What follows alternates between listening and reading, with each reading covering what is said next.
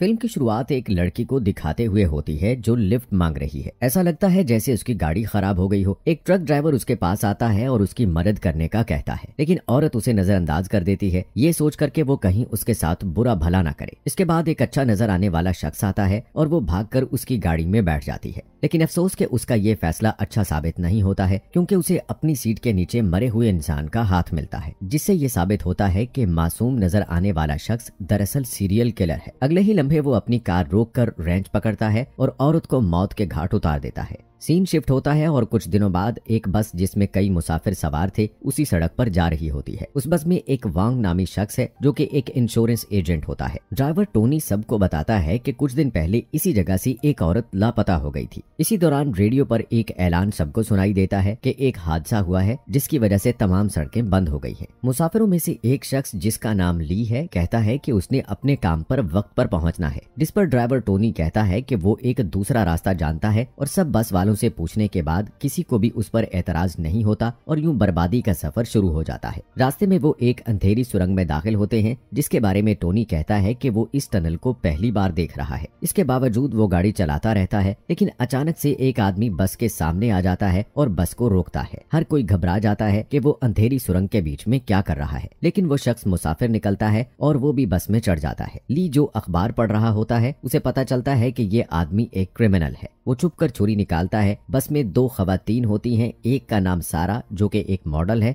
और दूसरी जेंग जो कि प्रेग्नेंट होती है। बच्चों में दो बहन भाई, एक का नाम पार्क और दूसरा फैंग होते हैं। टोनी देखता है कि 20 मिनट से बस चल रही है और अभी तक सुरंग क्रॉस नहीं हुई, इसलिए टोनी को शक होने लगता है कि कुछ तो गड़बड़ है। वो जानता है कि मुल्क की सबसे लंबी सुरंग सिर्फ 11 किलोमीटर लंबी है, जिसे क्रॉस करने में तकरीबन 10 मिनट लगते हैं। इसलिए सब वापस जाने का फैसला करते हैं जिस रास्ते से वो आए थे। लेकिन हैरत की बात यह है कि पूरी रफ्तार से सफर करने के 30 मिनट बाद भी वापसी का रास्ता नजर नहीं आता। ये एक ना खत्म होने वाली अंधेरी सुरंग है जिसमें किसी दूसरे जानदार के आसार दिखाई नहीं देते। खौफजदा होकर ड्राइवर टोनी बस रोकता है और हर कोई बाहर निकलकर मुआयना करता है। लेकिन अजीब बात यह है कि प्रेग्नेंट लड़की को अपना मोबाइल फोन मिलता है जिसे उसने गलती से तकरीबन 1 घंटा पहले सुरंग के शुरू में गिरा दिया था, जिससे साबित होता है कि ये सुरंग कोई आम नहीं है। जब हर कोई घबराना शुरू कर देता है तो ली सबको पुरसुकून होने का कहता है। वो मदद तलाश करने के लिए चंद घंटों के लिए पैदल चलने का भी फैसला करता है, लेकिन क्योंकि सुरंग में खो जाने का भी डर है इसलिए वो फैसला करता है कि एक लंबी रस्सी को लिया जाए और उसे पकड़कर टनल में चला जाए। खुशकिस्मती से उन्हें वहाँ एक रस्सी भी मिल जाती है। जाने से पहले वो आदमी जिसने बस को रोका था वो भी उनके साथ जाने का कहता है। रास्ते में ली उससे डरते हुए उसका नाम पूछता है और वो अपना नाम चेन बताता है, लेकिन वो अपने काम और फैमिली के बारे में बात नहीं करता। थोड़ी देर बाद धुंध छाने लगती है और बस की तरफ 2 आदमी आते हुए दिखाई देते हैं। पहले तो वो सब डर जाते हैं, लेकिन बाद में वो हर चीज का सामना करने के लिए तैयार हो जाते हैं। उनके करीब आने पर पता चलता है कि वो ली और चैन है और हैरत की बात ये थी कि जहां से वो चले थे वहीं पर आ गए। उन्हें पता चला कि ये सुरंग सीधी है, लेकिन फिर भी ये लोगों को बार बार एक ही जगह की तरफ ले जाती है और वो ये भी महसूस करते हैं कि वो सब फंस चुके हैं। इसके बाद ली सबको कहता है कि हर कोई अपने खाने की अशिया जमा कर ले और ली सबको समझदारी से बराबर बराबर खाना देता है। फिर तमाम मर्द उस जगह का मुआयना करने के लिए निकलते हैं, जबकि 3 खवातीन और एक मर्द बस के अंदर आराम करते हैं। जब जिंग नींद से उठती है तो देखती है कि पूरी बस धूल से ढकी हुई है। हैरान होकर वो सबको जगाती है और जल्दी से बाहर निकल आती है। सब मर्द भी पहुंच जाते हैं और बस को इसी हालत में देखकर टोनी फौरन खाना चेक करने जाता है, लेकिन उसे पता चलता है कि सब कुछ बोसीदा हो चुका है। इससे साबित होता है कि सिर्फ ये सुरंग ही अजीब नहीं बल्कि वक्त भी यहाँ मुख्तलिफ अंदाज में चलता है। बाहर की दुनिया का 1 घंटा और यहाँ 1 हफ्ते के बराबर है। जब वो वापस बस में आते हैं तो सुरंग का नक्शा उनको दिखाई देता है। ऐसा लगता है जैसे किसी ने उस नक्शे को बस में जानबूझकर रखा है। ली को लगता है कि कोई उनके साथ गेम खेल रहा है। उसके बाद वो नक्शा एक मेज पर रखता है और उस जगह का तज्जिया करने लगता है, लेकिन उसी वक्त लाइट्स ऑफ हो जाती हैं और जब वो टॉर्च ऑन करते हैं तो उन्हें ली नजर नहीं आता, बल्कि उन्हें एक खून की लाइन नजर आती है जिसका वो पीछा करते हैं तो उन्हें पता चलता है कि ली को किसी ने मार डाला है। इसके बाद ट्रेन ग्रुप को लीड करता है और खून का पीछा करते हुए वो एक दीवार तक पहुंचते हैं जो उन्हें कमजोर दिखाई देती है। उसे तोड़ने पर वो एक अजीब कमरे में आते हैं जिसमें बहुत सी तस्वीर और कटे हुए इंसानी हाथ मिलते हैं। और सबसे अजीब बात ये कि उन्हें वहाँ यहाँ एक और नक्शा मिलता है और उससे पता चलता है कि ये 6 अलग अलग सुरंगें हैं जो एक दूसरे से मिली हुई हैं। दोस्तों, हमारे चैनल को सब्सक्राइब करने के लिए आप लोगों का दिल से शुक्रिया। चेन कहता है कि यहाँ से निकलने के लिए हमें ये तमाम 6 सुरंगों को क्रॉस करना होगा। वो ये भी कहता है कि इस खुफिया कमरे में एक और दरवाजा होगा जो दूसरी सुरंग की तरफ ले जाएगा। सब उस कमरे की तलाशी करना शुरू कर देते हैं। उन्हें एक अजीब कैलेंडर मिलता है जिसमें तमाम तारीखें 15 जुलाई की दिखाई देती हैं। चेन को लगता है कि ये एक क्लू हो सकता है और जब वो कैलेंडर को दीवार से फाड़ता है तो लकड़ी का एक खुफिया दरवाजा खुलता है। सबके अंदर जाने के बाद कमरे में मौजूद टीवी एक औरत को दिखाना शुरू करता है जो एक गार में फंसी हुई थी। इसके बाद सब लोग दूसरी सुरंग में दाखिल हो जाते हैं, जिसमें अजीब बात यह है कि उनकी बस भी उसी जगह पर खड़ी है। वो हैरान होते हैं कि क्या वो उसी टनल पर पहुंच गए हैं, लेकिन चेक करने पर उन्हें पता चलता है कि सुरंग वही है लेकिन एक मुख्तलिफ टाइम जोन में है और तारों से लिपटी हुई है। खाने की तलाश में वो सब बस के अंदर चले जाते हैं। वहाँ उन्हें नूडल्स का एक कार्टन मिलता है। ड्राइवर टोनी को सीट पर एक बंदूक मिलती है और वो लालच में आ जाता है। टोनी सबको धमकी देता है कि खाने की तमाम एशिया मेरे हवाले कर दे। अपनी जान के डर से वो सब खाना उसे दे देते हैं। अब क्योंकि वक्त तेजी से आगे बढ़ रहा है इसलिए उन सबको बहुत जल्द भूख लग जाती है और वो आहिस्ता आहिस्ता कमजोरी महसूस करने लगते हैं। थोड़ी देर बाद सारा भूख बर्दाश्त नहीं कर पाती, इसलिए वो टोनी के पास जाती है और नूडल्स के एक पैकेट के बदले वो अपना जिस्म बेचने को तैयार हो जाती है और टोनी फौरन राजी हो जाता है। जब वो दोनों बिजी होते हैं तो वांग छुपकर बस के अंदर जाता है और एक पैकेट को उठा लेता है। उसी वक्त टोनी उसको पकड़ लेता है और उसे मारना शुरू कर देता है, लेकिन इससे पहले कि वो उसको मारता कोई उसे पीछे से वार करके मार देता है। जल्द ही सब जमा हो जाते हैं और ये सब देखकर हैरान रह जाते हैं। वांग को बहुत भूख लगी होती है, इसलिए वो खाने के पैकेट की तलाश में बस के नीचे झुकता है तो उसे वहाँ एक मेन होल नजर आता है। सब मिलकर बस को धकेलते हैं और उन्हें एक मेन होल नजर आता है। सब उसमें दाखिल हो जाते हैं। वो एक और अजीब से दिखने वाले कमरे में पहुंच जाते हैं जिसमें कुछ अजीबो गरीब तस्वीरें और इंसानी आज़ाबी दिखाई देते हैं। टीवी पर दिखाया जाता है कि पहले की औरत को अब गार के अंदर पानी में डुबोया जा रहा है। सब उसको नजरअंदाज करते हैं और बाहर निकलने के रास्ते की तलाश करते हैं। दोबारा वहाँ वही कैलेंडर नजर आता है। उसे हटाने पर एक और खुफिया दरवाजा खुलता है।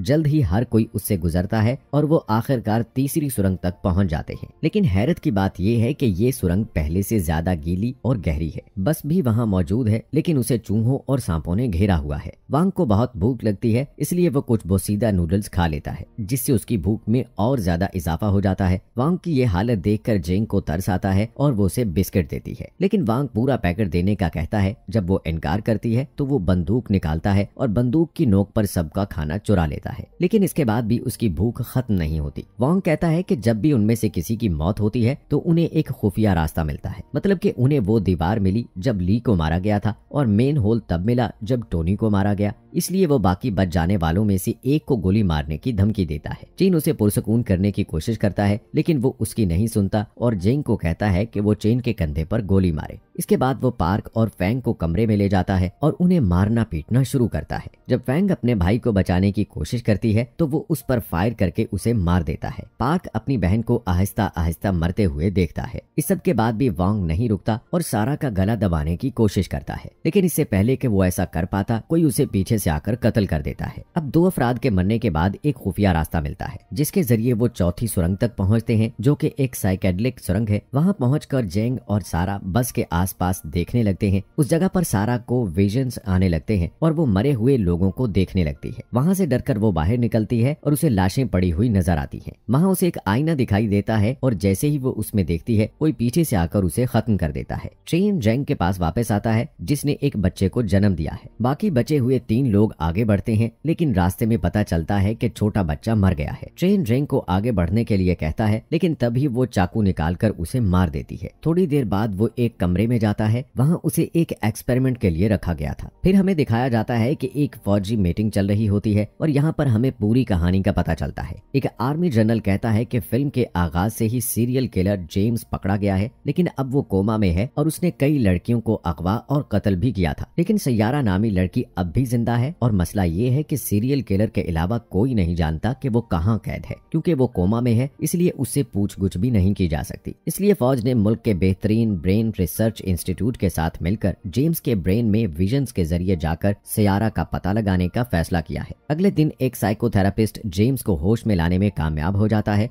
और वो साइकोथेरापिस्ट कोई और नहीं बल्कि चेन होता है। यहाँ हमें ये भी पता चलता है कि वो सियारा चेन की बीवी है। इससे पहले हमने जो भी देखा वो जेम्स के विजन में हो रहा था। अगले दिन के एक्सपेरिमेंट में दीवार पर लगे कैलेंडर से उन्हें क्लू मिलता है। उन्हें पता चलता है कि चेन की बेबी एक दरिया के करीब कैद है, लेकिन मसला ये है कि मूसलाधार बारिश की वजह से सूरत हाल तशवीशनाक होती जा रही है और अगले 30 घंटों में दरिया के दोनों किनारों पर मौजूद तमाम गारें पानी से भर जाएंगी, जिससे सियारा की जिंदगी खतरे में है। आर्मी जनरल चेन के पास आता है और चीन उससे पूछता है कि हर कैलेंडर पर 15 जुलाई क्यों लिखा होता है, जिस पर चीफ बताता है कि इसी दिन सीरियल किलर के माँ बाप मर गए थे और इसी दिन उसके बाप को पता चला था कि उसकी माँ का एक ड्राइवर के साथ नाजायज ताल्लुक है और दोनों के दरमियान झगड़ा हुआ, जिस पर उसकी माँ ने उसके बाप को छुरा घोंप दिया। जब चेन जेम्स के दिमाग में दाखिल हुआ तो उसका मिशन टनल से बाहर निकलता था ताकि जेम्स कोमे से जाग सके, इसलिए उसने ये नहीं सोचा था कि इतनी शख्सियात होंगी। इसी तरह चेन को इन सब के साथ बातचीत करनी पड़ी ताकि वो अपनी बीवी की कैद के बारे में जान सके। चेन का असल मिशन असल मुजरम को तलाश करना था। ली एक बेहतरीन शख्स था जो जेम्स से मुशाबहत रखता था। चेन ने सोचा था कि ली जेम्स को इस ग्रुप से बाहर निकाल सकता है, लेकिन बदकिस्मती से वो सुरंग में लाइट्स जाने के बाद अचानक गायब हो गया। दूसरा शख्स ड्राइवर टोनी था जो एक गुस्सीला आदमी था और ये भी जेम्स से मुशाबहत रखता था। तीसरी और चौथी शख्सियत वॉन्ग सेल्समैन और मॉडल सारा थी जो जेम्स के माँ बाप से मुशाबहत रखते थे, क्योंकि जेम्स का बाप सेल्समैन और उसकी माँ एक मॉडल थी। पांचवी और छठी शख्सियत वो जुड़वा बच्चे थे जो उसके बचपन की शख्सियत से मुशाबहत रखते थे। लेकिन एक और शख्सियत है जो बस में नहीं थी और हमेशा अंधेरे में छुपी रहती है। ये वो शख्सियत है जिसने ली, टोनी और वांग को छुपकर कत्ल किया था। लेकिन मजीद जानने के लिए चेन को एक और तजर्बे की जरूरत थी। अगले दिन चेन बराह रास्त जेम्स का सामना करता है और अपनी बीवी के ठिकाने का पूछता है, लेकिन जेम्स उसे कुछ नहीं बताता और उसे अपने मुख्तलिफ हिस्सों में ले जाता है जहाँ उसकी जिंदगी के मुख्तलिफ वाकयात हुए थे। चेन पार्क का सामना करता है जो जेम्स की सबसे कमजोर शख्सियत है। चेन उससे अपनी बीवी के बारे में पूछने की कोशिश करता है, लेकिन उसकी जुड़वा बहन फेंग उसे रोकती है। इसके बाद चेन एक सिनेमा हॉल पहुंचता है जहां उसका सामना सुरंग के अंदर होने वाले तमाम कत्ल के पीछे असल बुराई से होता है और उसे पता चलता है कि वो कोई और नहीं बल्कि खुद चेन है। और हमें यह भी पता चलता है कि जेम्स इतना बुरा है कि जो उसे देखता है वो भी सीरियल किलर की तरह सोचने लगता है। बुरा चैन नहीं चाहता कि सियारा को बचाया जाए, इसलिए उसने सुरंग के अंदर मौजूद सब लोगों को एक एक करके मार डाला और साथ ही छोटे बच्चे को भी। अचानक पार्क स्टेज पर आता है और चेन की बीवी सियारा को मारने की कोशिश करता है, लेकिन आखिरी लम्हे में वो पीछे हट जाता है। मौका देखते हुए चेन पार्क के पास जाता है और उसे जगाकर अपनी बीवी के ठिकाने के बारे में पूछता है। पार्क उसको बता देता है और वो वहाँ से चला जाता है। इसके बाद ब्रचैन और असली चैन एक दूसरे के आमने सामने आते हैं और एक दूसरे के साथ लड़ना शुरू कर देते हैं, लेकिन ब्रचैन इस पर हावी हो जाता है और ये जाहिर करता है कि उसे कोई नहीं हरा सकता। इसके बाद हम देखते हैं कि बहुत ज्यादा बारिश होने लगती है और सियारा गर्दन तक पानी में धंस जाती है और डूब कर मरने के करीब होती है। असली चेन जेम्स से अपनी दुनिया में वापस जाने की इल्तिजा करता है, लेकिन वो उसकी बात नहीं सुनता। इसके बाद असली चेन एक मंसूबा बनाता है और उसे एहसास होता है कि वो अगर एक नाकाबिले तसव्वुर काम करता है तो बुरा चैन भी मर जाएगा और उसके साथ ही जेम्स के अंदर की तमाम बुराइयां दूर हो जाएंगी। और जैसे ही वो ऐसा करता है तो बुरा चैन खत्म हो जाता है और अस्पताल में जेम्स जाग जाता है और एक बदला हुआ आदमी नजर आता है। वो सबको सियारा के मकाम के बारे में बताता है। इस तरह सियारा को वक्त पर बचा लिया जाता है। लेकिन फिल्म के आखिर में हम चेन को ना खत्म होने वाले टनल में घूमता हुआ देखते हैं और हमें पता चलता है कि वो कभी वापस नहीं आ सकता। मूवी की एक्सप्लेनेशन पसंद आई है तो हमारे चैनल को सब्सक्राइब करें। मिलते हैं अगली वीडियो में, तब तक के लिए अल्लाह हाफिज।